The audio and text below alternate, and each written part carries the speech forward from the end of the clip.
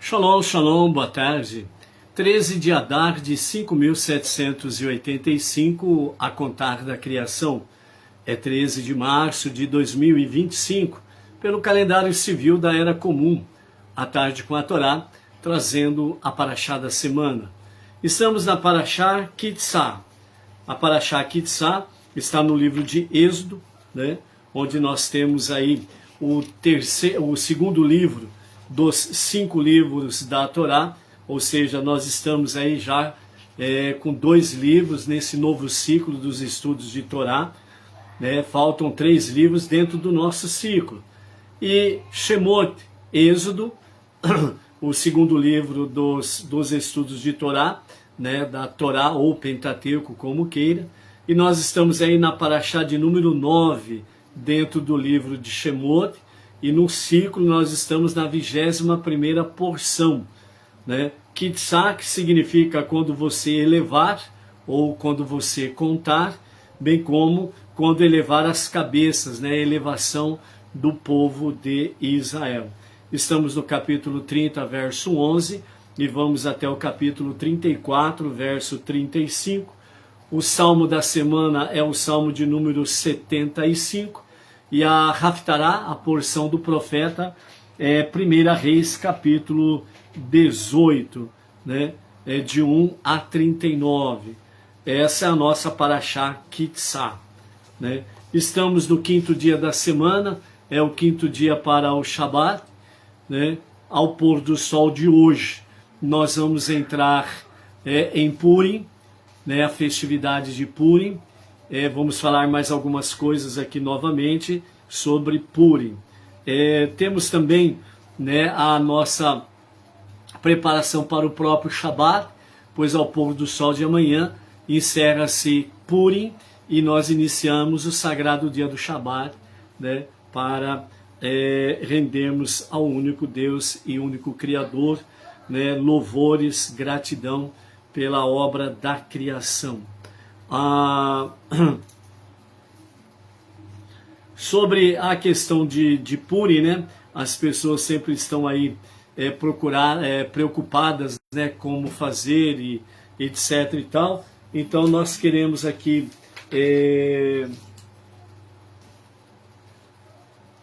repetir algumas questões importantes sobre Purim, entre eles, né? Os 4 preceitos específicos para Purim, né? E hoje é dentro do calendário judaico para os judeus, o jejum de Esther, né? Então o jejum de Esther é uma realidade para o dia de hoje, né? Vai até o pôr do sol, mas os Benei Noach não fazem o jejum. O único jejum que os Benei Noach faz, né, realmente é de Yom Kippur. Podem fazer. Todos os demais jejuns que nós temos aí dentro do calendário judaico, todos os jejuns dentro do calendário judaico que nós temos aí, nós o fazemos referente a 2 refeições, 2 marmitex e mais o valor de um café. Na nossa região aqui, por exemplo, né, um marmitex de R$25, ele dá muito bem para 2 pessoas adultas. Tranquilo, R$55. Esse valor, né, R$55, ele pode ser disponibilizado, né, como uma tzedakah, uma oferta para uma sinagoga, para a nossa sinagoga sede no Brooklyn, com o nosso Rav Yaakov, ou para uma comunidade Benei Noach ou uma sinagoga Benei Noach, ok? Então essa é a questão. Os 4 preceitos que nós precisamos cumprir no dia de Purim, ou seja, do pôr do sol de hoje até o pôr do sol de amanhã, são esses seguintes, né? O primeiro é ler ou ouvir a Megillat Esther, que é o rolo ou o livro de Esther, 2 vezes. Ou seja, hoje à noite ouve-se ou leia-se pela primeira vez, e amanhã, na parte da manhã, principalmente, na parte da manhã, né, ouve ou leia a segunda vez o livro de Esther. Então esse é o primeiro preceito em Yom Purim, né? Ou seja, o dia de Purim. O segundo preceito é celebrar um banquete festivo e regozijar-se, significa alegrar-se, né? Então, a refeição festiva, ela é a partir do pôr do sol de hoje, ou seja, hoje à noite, né? Leia-se primeiramente, ou ouve-se primeiramente, o Megilat Esther, o rolo de Esther, ou o livro de Esther, e aí já na sequência vai para o banquete festivo. É o momento da confraternização, o momento de se alegrar, né? E essa é a única festividade em que o judeu ele pode embriagar-se, até o ponto dele confundir maldito seja Ramã e abençoado seja Mordecai, e ele trocar os personagens dentro dessa história toda. Por isso fala regozijar-se, né? Então, dentro do mundo judaico, literalmente falando, né, esse é um período em que as vans, né, de Uber, né, ganham muito dinheiro no meio judaico, né, porque elas são alugadas para poder transportar o pessoal das sinagogas para casa, né?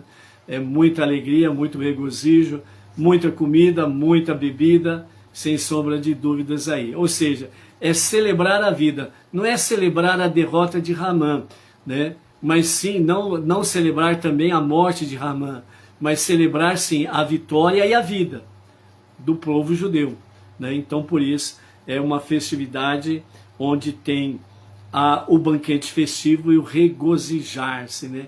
Alegrar-se muito na presença do Eterno, ok? Esses dois primeiros preceitos, né?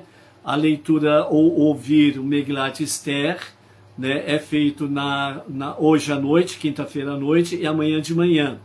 O banquete festivo, né? E o regozijar-se é fazer nesta noite, né? Aqueles que podem fazer em comunidade o fazem em comunidade, né? Os que não podem fazer, fazem no seu lar, etc. e tal. E amanhã, né, no almoço, fazer também, né, em casa, junto com a família, um almoço festivo, sem sombra de dúvida, porque ainda está dentro de Purim, ok? Agora, o terceiro e o quarto preceito, né, eles precisam ser feitos aí, principalmente, né, tem gente que faz antes de iniciar Purim, mas principalmente durante o dia de Purim também é importante, né, estar focado nesses outros dois preceitos, que são porções comestíveis de presente, né, comestíveis que significam para pronto consumo de comidas e bebidas, né, para um presente para um amigo e também, né, um presente para os pobres, né, para uma família pobre ou algo semelhante. Fazer essas duas questões durante o dia de Purim, né? É importante fazer isso, porque você está dentro de Purim e você estará cumprindo o preceito aí, ok? Então, essa é a base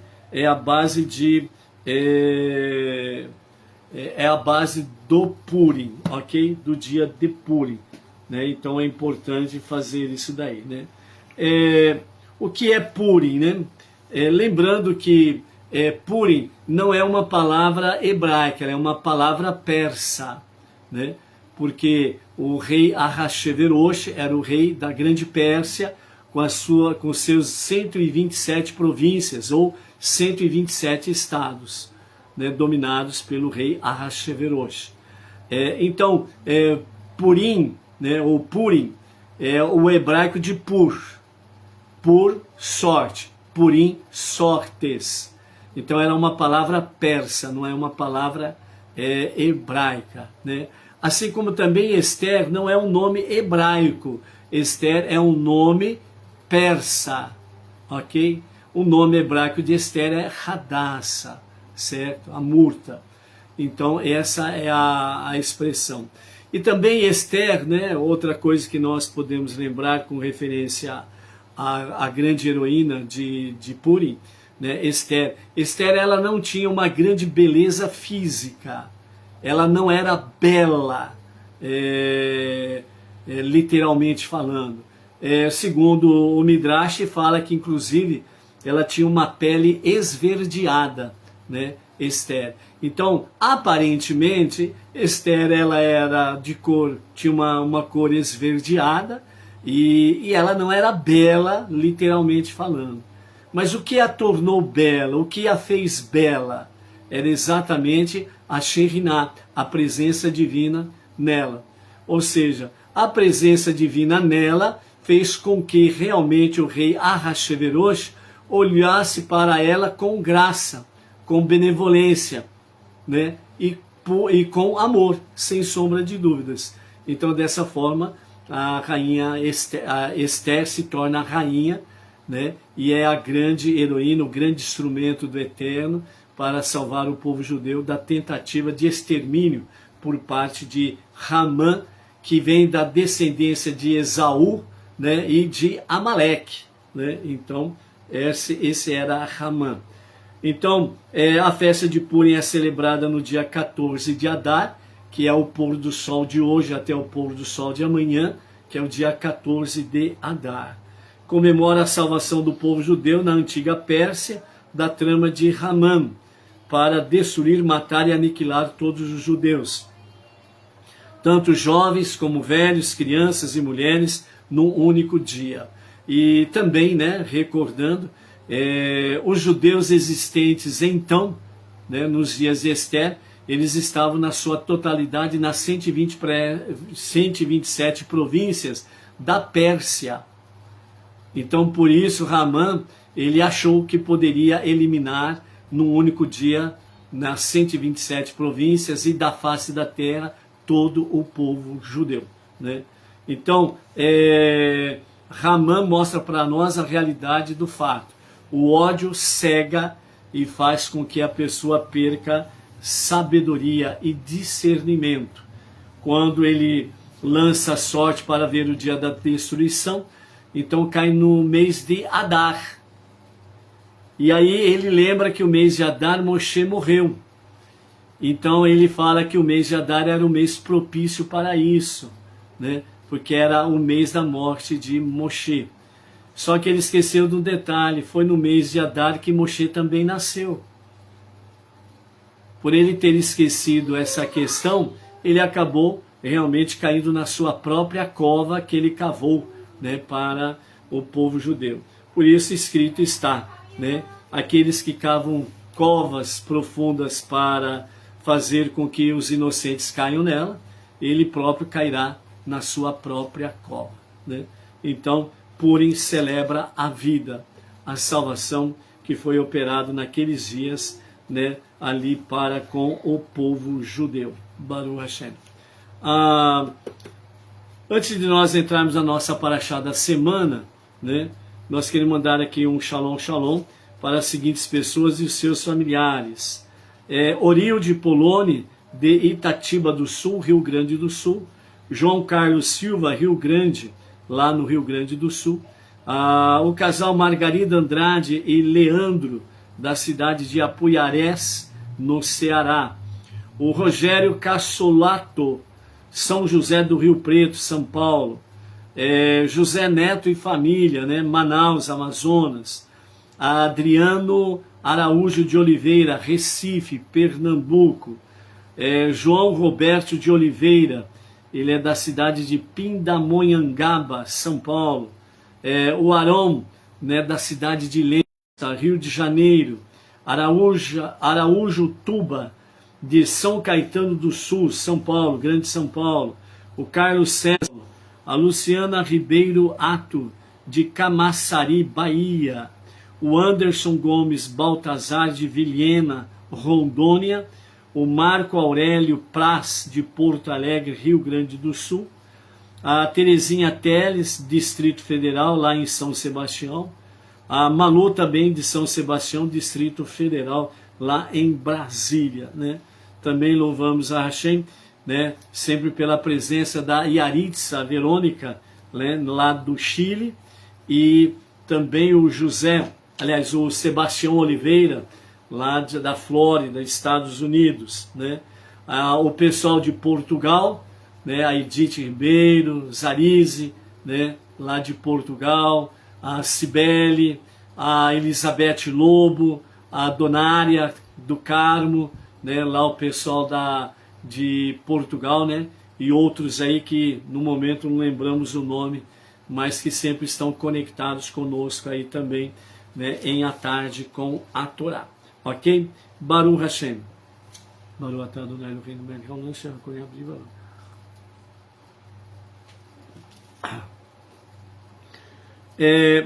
Vamos para a nossa paraxá, né?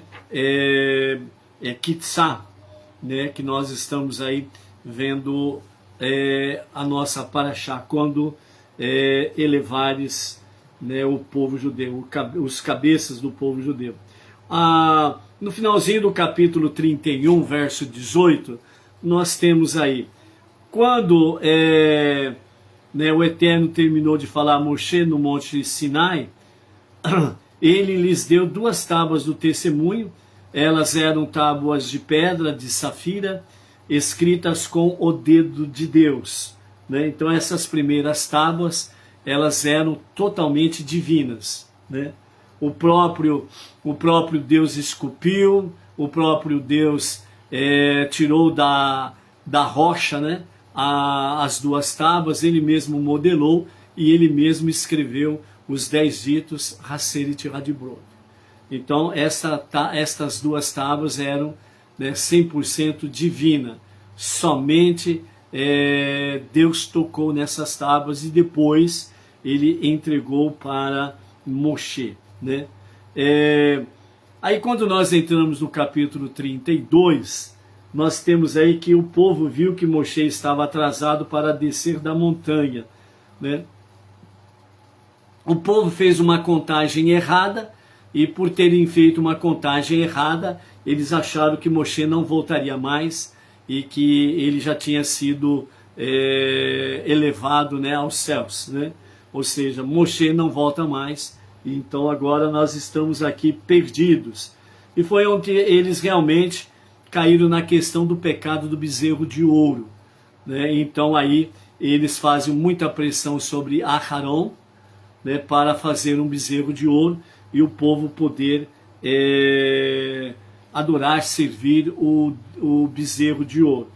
Mas vamos a alguns comentários aqui sobre essa questão, conforme nós temos aí sobre a questão do bezerro de ouro, ok? Alguns comentários que trazem para nós, entre eles Ramban, que é Nachmanides, ele nos fala o seguinte: os judeus não pretendiam adorar ídolos. Deus nos livre, né? É uma expressão que todo comentarista da Torá faz, né? Que Deus nos livre, ou seja, de adorar ídolos. Em vez disso, já que Moshe tinha desaparecido, eles buscaram um substituto para guiá-los no serviço a Deus, né? Então o objetivo deles era arrumar um substituto para Moshe, achando que ele tinha realmente já desfalecido, não voltaria mais. Aharon escolheu um bezerro, uma vez que na carruagem celestial, né, lá no livro de Ezequiel, no capítulo 1, que fala carruagem celestial, a face de um boi pode ser visto do lado esquerdo da carruagem, representando a força de Deus, né, o sentido de força. Então é uma visão humana para compreender que a face do touro do lado esquerdo da carruagem de fogo de Hashem, né, simboliza exatamente o que é a força, o poder de Hashem. Okay?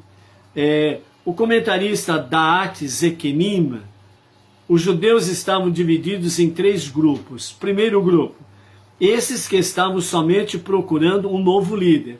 O segundo grupo, esses que desejavam de fato adorar um ídolo. E o terceiro grupo, a tribo de Levi, que permaneceu totalmente leal a Deus, como está aqui no capítulo 32, verso 26. Né? A tribo de Levi permaneceu totalmente leal a Hashem. Um outro comentário que nós temos aqui, né, dos nossos mestres, é que as mulheres não se envolveram com o pecado do bezerro de ouro. Quando nós temos aí, né, o verso 2 do capítulo 32, em que Aharon ele orienta, né, os homens, né, tirem os brincos das orelhas de suas esposas, filhos e filhas, e tragam-nos para mim, né? Os comentários dos nossos mestres falam que Aharon, ele deu essa orientação não com o intuito realmente de fazer o bezerro de ouro. Arão, ele sabia que Moshe não estava atrasado, ele estava para chegar a qualquer momento. Mas o que acontece? A fúria do povo ali naquele momento era de uma forma que, se ele se colocasse contra, né, entre aspas, para entendermos a seriedade do momento, o povo poderia trucidá-lo, vamos assim dizer. Então ele procurou fazer o quê? Ele procurou retardar o povo.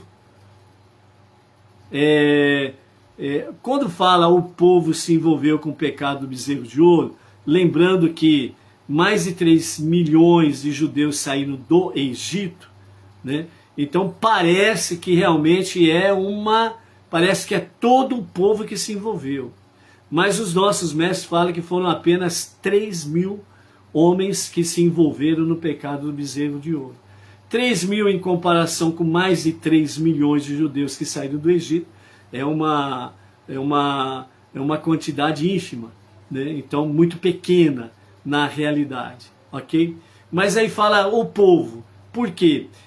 Porque nós precisamos ter a visão de que o povo judeu para Hashem é como um organismo, é como um corpo.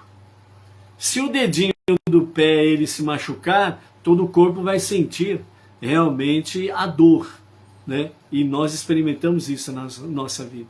Então, para Hashem, para Deus, o povo de Israel é um organismo, é uma vida.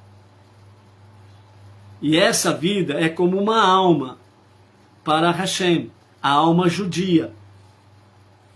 Então, ele trata o povo como sendo um só. Então, se 3 mil fizeram o pecado da adoração do bezerro de ouro, então é como se todo o povo tivesse se envolvido no pecado do bezerro de ouro. Ou seja, o que nós temos aí? Nós temos aí que uma pequena quantidade acaba afetando todo um corpo. Uma pequena quantidade, uma pequena mínima parcela do povo acaba afetando todo o povo. Isso daí nos remete a ensinamentos, entre outras coisas, né? Exatamente o cuidado que nós precisamos ter com as nossas ações. Porque as nossas ações não vai mexer apenas conosco mesmo. Não vai mexer apenas com a nossa família. Vai mexer com o vizinho, com parentes, amigos, conhecidos, desconhecidos, e por aí afora vai. Então, onde que nós precisamos, de fato, tomarmos muito cuidado com a nossa ação e as nossas palavras, né? Então, esse é um aspecto aí. Dentro de outro aspecto que os nossos mestres trazem para nós, né, o objetivo de Aharon era retardar o povo. Por quê? Porque Aharon, ele tinha certeza que as mulheres não iam contribuir com os seus ouros para os seus maridos. Que as mães, elas não iriam contribuir com os seus filhos com peças de ouro, para eles fazerem o bezerro de ouro. Porque ele sabia muito bem da fidelidade das mulheres. Então ele falou isso daí com o sentido de retardar para que Moshe pudesse aparecer. Então ele achava que realmente as mulheres não iam facilitar, não iam entregar, e os homens voltariam desanimados de que não havia ouro para fazer o bezerro de ouro. Mas a fúria foi tanta em que eles, quando receberam o não das esposas, eles simplesmente arremessaram-se contra as suas próprias esposas, contra as suas próprias mães, e arrancaram os ouros, tiraram os ouros dela. E levaram para Arão fazer o bezerro de ouro. Entendeu? Então, quando realmente se perde a visão celestial, as pessoas tornam-se bestas feras. Fazem coisas... Tem aquele famoso ditado popular, né? O fulano faz coisas que até Deus duvida. Essa é uma realidade. Essa é uma realidade. Então, por isso, né, são questões que nós precisamos avaliar aqui dentro do nosso contexto. Então, por isso, o comentarista da Atis Zekenim, ele fala desses 3 grupos. O primeiro que estava somente procurando um novo líder, o segundo grupo que desejava de fato, né, adorar ídolos, e o terceiro grupo, a tribo de Levi, que permaneceu totalmente leal a Deus, né? Tanto é que quando nós chegamos no mesmo capítulo 32, e nós vamos lá para o verso 26, então está escrito lá: Moshe se postou à entrada do acampamento e disse: quem for por Deus, junte-se a mim. Todos os levitas, a expressão da Torá é todos os levitas juntaram-se em torno de Moshe. E ele lhes disse, isso é o que o Eterno, Deus de Israel, diz, né? Que cada homem empunhe sua espada e vá de um portão ao outro do acampamento. Que cada um mate seu irmão mais próximo ou parente. Os levitas seguiram as palavras de Moshe. Naquele dia, perto de 3.000 homens do povo caíram. Caíram por causa do pecado do bezerro de ouro. E a tribo de Levi, que é o terceiro grupo, permaneceu realmente leal, fiel a Hashem. E por isso, Moshe deu a ordem para os levitas irem de portão a outro, né, do acampamento, e que mate seu irmão. Por quê? Porque a idolatria, ela é, para o judeu, a idolatria, ela é um pecado, uma morte. Então, todo ser humano que foi formado à imagem e semelhança. Então, todo ser humano que foi formado à imagem e semelhança de Deus, não é para adorar ídolos. Por quê? Porque se Deus quisesse que o ser humano adorasse ídolo, ele tinha aparecido de forma física.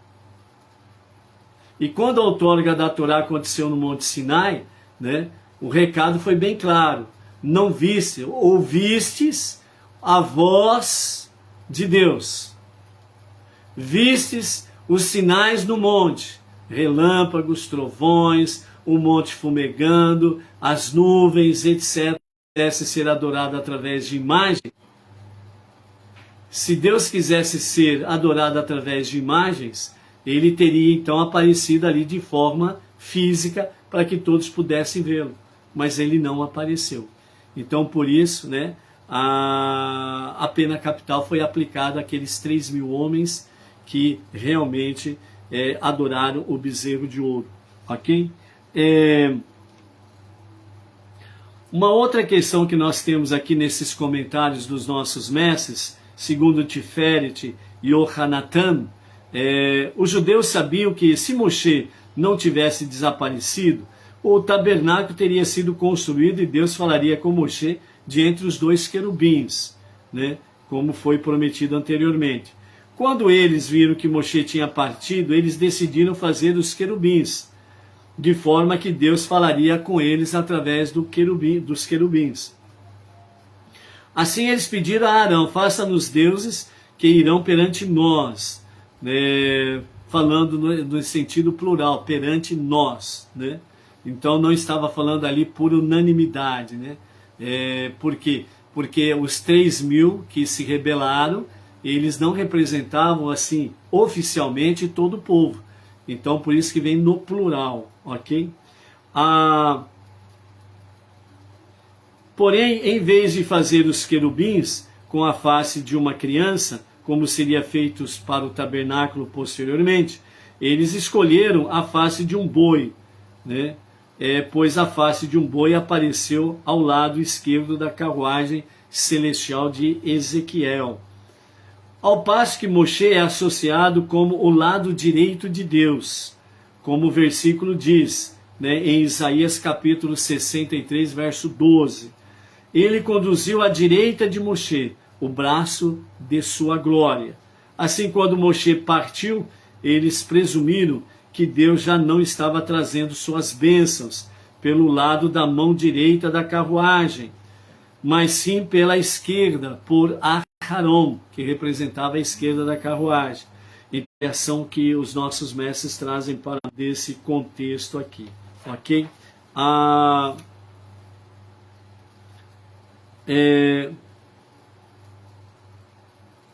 Outro detalhe que nós temos aqui para podermos nos localizarmos sobre essa questão, só 3.000 homens estiveram ativamente envolvidos no pecado do bezerro de ouro,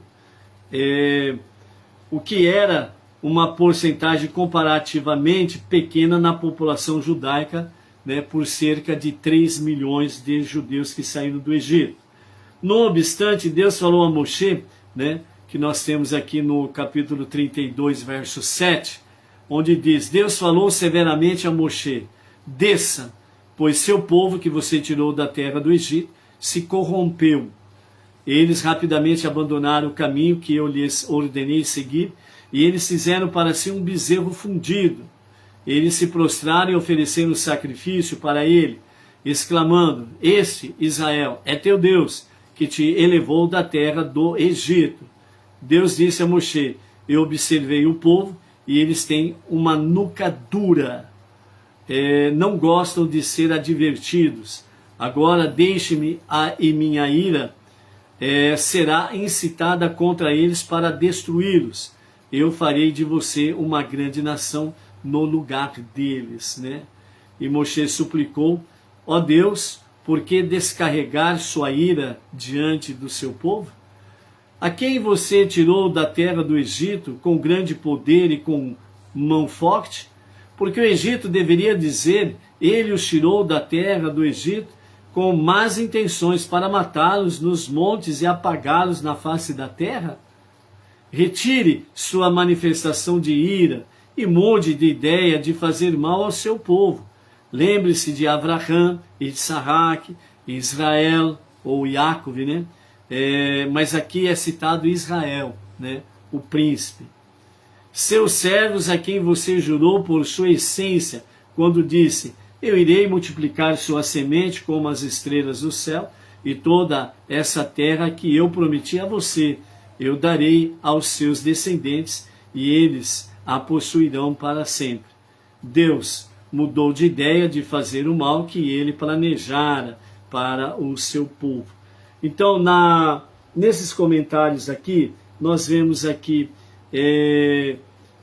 no obstante, falou Deus a Moshe: desça, sobre o que Urashi comenta, né? Desça de sua posição elevada, eu somente lhe dei essa posição elevada por causa deles. Ou seja, mesmo Moshe não participando do pecado do bezerro de ouro, nem estando lá no meio do povo, na altura lá do pecado do bezerro de ouro, pois ele estava na presença divina, mas como a Torá, ela traz, né, o ensinamento, e os nossos sábios falam, né, o povo judeu é Moshe, Moshe é o povo judeu. Assim como a Torá é Moshe, Moshe é a Torá. Então essa interligação, essa fusão de Moshe com o povo judeu, a fusão de Moshe com a Torá, são, como diz o sábio, são inseparáveis.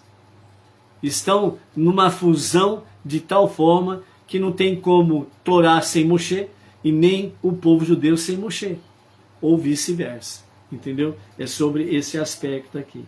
Então, do negativo, nós podemos aprender também o positivo, o quão significante as boas ações de até mesmo um número pequeno de pessoas podem ser para toda a população, né, judaica. Nesse aprendizado, nós temos aqui exatamente uma questão positiva. Se cada Benei Noach fizer algo bom no seu dia a dia, ele vai estar somando o povo judeu, o povo Benei Noach. Então o povo Benei Noach estará entrando numa fusão entre si, nos 4 cantos do planeta. Por quê? Porque estarão falando a mesma língua, ou seja, a mesma palavra, estarão no mesmo monoteísmo com fundamento judaico e orientação rabínica, estarão no mesmo fundamento da Torá e das 7 leis de Noach. Então nessa fusão vai fazer com que do outro lado do mundo, um Benei Noach que faz uma boa ação, ela vai refletir do outro lado de cá. trazendo o quê? De influências positivas, fazendo com que haja um caminho de luz e as trevas sejam dissipadas. E assim nós estaremos, sem sombra de dúvidas, juntos, transformando este mundo para ser a moradia de Hashem. Ok? Então, essa é a questão muito positiva dentro dessa questão aqui. Quando de fato, né, Moshe, né, nós temos aí no capítulo 32, verso 19, quando Moshe se aproximou do acampamento e viu o bezerro e as danças, Moshe ficou bravo e arremessou as tábuas que estavam em suas mãos, quebrando-as ao pé da montanha, né? Então aqui nós temos, dentro de uma linguagem de casamento, nós temos aqui no Monte Sinai o casamento do povo judeu com Hashem, o casamento do povo judeu com o Eterno. E as duas tábuas que Moshe estava trazendo, as tábuas de Safira, ela era o contrato de casamento, a Ketubá. Então, por que Moshe, né, um dos ensinamentos que nós temos, por que Moshe pegou as tábuas e lançou ao chão para quebrá-las? E não entregou ao povo judeu, para que o povo judeu abandonasse a idolatria e pudesse realmente ver a glória de Deus através das duas tábuas. Porque se Moshe entregasse as duas tábuas para o povo judeu, então a Ketubá, o contrato de casamento, seria contra o próprio povo judeu. Por quê?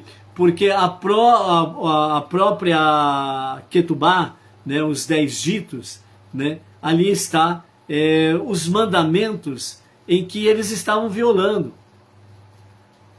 Né, o primeiro mandamento de amar somente a Deus e servir somente a Ele, eles não estavam fazendo aquilo.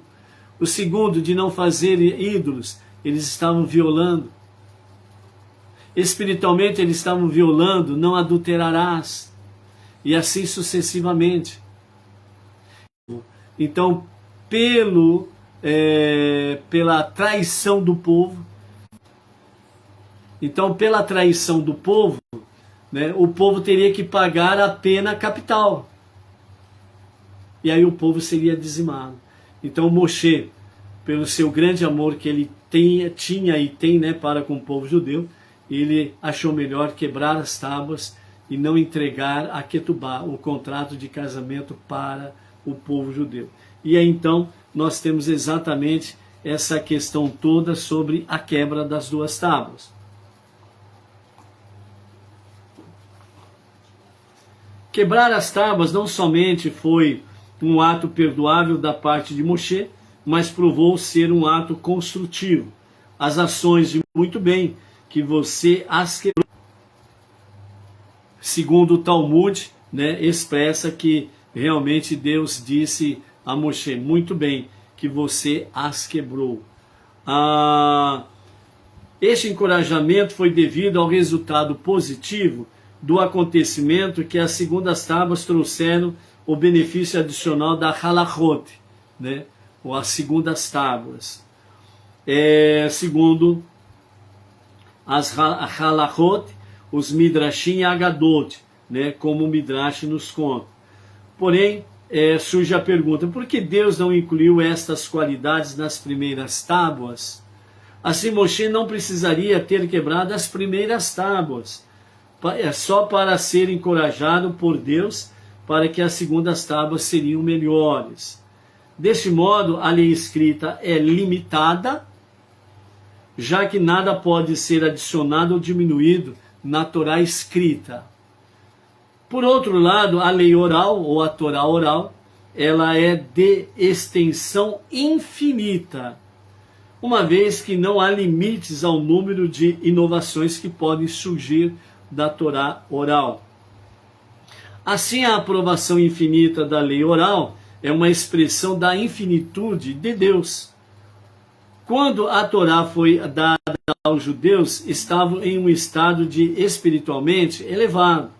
Ironicamente, isso trouxe uma certa desvantagem à consciência de sua própria grandeza espiritual. Tornou difícil para eles se sentirem humildes ao mesmo tempo, né? Os nossos mestres falam que com a manifestação de Hashem no Monte Sinai, né, isso trouxe uma visualização universal. Então isso aumentou o olho gordo, o olho de inveja, o olho destrutivo contra o povo judeu. Porque na história da humanidade nunca houve uma manifestação divina como esta do Monte Sinai. Então, por isso, né, os comentaristas falam dessa grandeza espiritual que ficou difícil para eles se tornarem humildes, né? Eles não poderiam ter perdido a humildade. Então, a infinidade de Deus só pode ser apreciada por uma pessoa verdadeiramente humilde. Assim, já que aos judeus estava faltando humildade na outorga da Torá, eles não eram receptáculos satisfatórios para a lei oral, ou a Torá oral, cuja proporção infinita é uma expressão da infinidade de Deus. Só pela experiência humilhante do bezerro de ouro e a subsequente reconciliação com Deus, que os judeus se tornaram suficientemente quebrados perante si mesmos para se tornarem receptáculos da lei oral, ou a Torá oral. Assim, a quebra das primeiras tábuas apresentou a humilhação dos judeus, que foi a chave de sua grandeza posterior. Ou seja, naquele momento que as tábuas se quebram, o povo inteiro cai num arrependimento único. Eles sentem realmente a sua humilhação com a quebra das duas primeiras tábuas. Isso significa que onde já se viu de sermos tão elevados, que a presença divina se manifestou, e agora nós estamos aí realmente, como diz outro, né, no mato sem cachorro. Ou seja, nós estamos humilhados perante as nações, ok? A honra devida ao povo judeu, ela voltou somente depois, quando Moshe desce do monte com as duas novas tábuas. Então, diante dessa situação, só pela experiência humilhante do bezerro de ouro e a subsequente reconciliação com Deus, que os judeus se tornaram suficientemente quebrados perante si mesmo para se tornarem receptáculos da lei oral. Assim, a quebra das primeiras tábuas representou a humilhação dos judeus, que foi a chave de sua grandeza posterior. Ou seja, enquanto eles estavam orgulhosos, foram abatidos ao chão. E quando eles estavam verdadeiramente humilhados no chão, né, eles foram elevados às alturas, né? Então isso traz para nós que a humildade é a base para a revelação de Deus nas nossas vidas, ok? Sábios, né? Eles disseram que os componentes do tabernáculo foram escondidos e nunca a destra eterna deles deve-se ao fato de serem o trabalho das mãos de Moshe, destruída, pois eles também eram o trabalho, né, nas mãos de Moshe, convertidos, que o próprio Moshe tinha trazido ao judaísmo. Ou seja, o que os nossos mestres do Hassidismo traz para nós é que o tabernáculo, ele na realidade ele não se desfez, né? Todos os componentes do tabernáculo, eles estão ocultos. Por quê? Porque ali tem a mão de Moshe. Mesma coisa com referência à mistura dos povos que saíram com eles do Egito. Também não foram dado um ponto final neles. Por quê? Porque era a mão de Moshe, né? Então, dentro desse sentido, né, a própria mão de Moshe tinha trazido essas pessoas para o caminho, né, de Hashem, o caminho do Todo-Poderoso aí, ok?